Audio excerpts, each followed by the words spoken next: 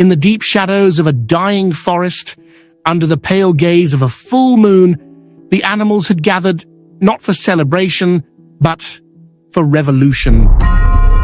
Their leader, a wizened and fierce-eyed rodent named Akrotu, stood before them, trembling not with fear but with purpose.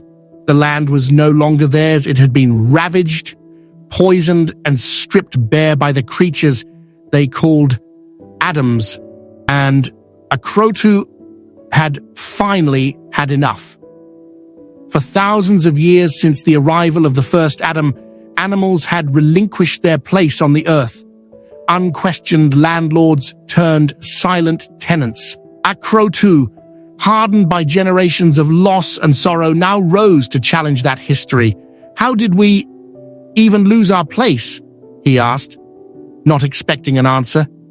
It was a question he posed every year to his kin under the full moon, as was the custom of his lineage. Storytelling was tradition, but for Akrotu, it had become a weapon. Each year, he told the story of Animaldoma, the ancestral land of the animals, the memory of harmony before the humans came. His audience, his 713 descendants, knew every word by heart, yet they listened, or at least they pretended to.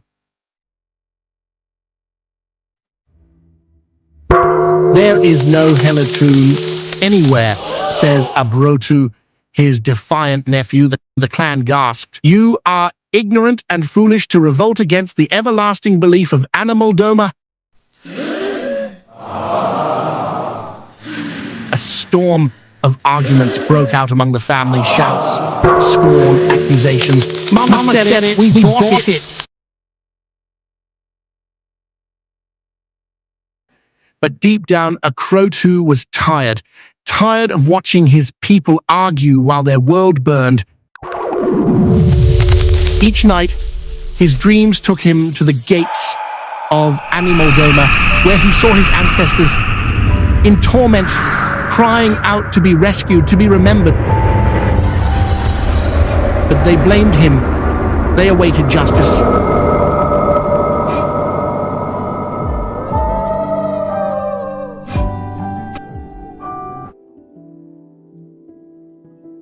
Among the animals, death had meaning. If one was eaten by a human, it was a fulfilled harvest, a noble end. But if killed by accident and left to rot, it was waste, the greatest shame. The worst fate, however, was dying old, buried in a human's backyard. That was unfulfilled harvest. That night, for the first time, he cut his story short. He told his kin he had a long day ahead, and indeed, he did. But Akrotu knew this struggle was bigger than pride or pain. It was a fight for survival, for legacy, for Animaldoma. The next morning, Akrotu set off. His mission: to unite the animals. Find out about his journeys and how he convinced Leo to join him in the coming episodes. Follow the narration on YouTube. Subscribe now. In a world where humans and animals share the same land, a silent struggle unfolds. For too long, the creatures of the earth have suffered the consequences of human degradation.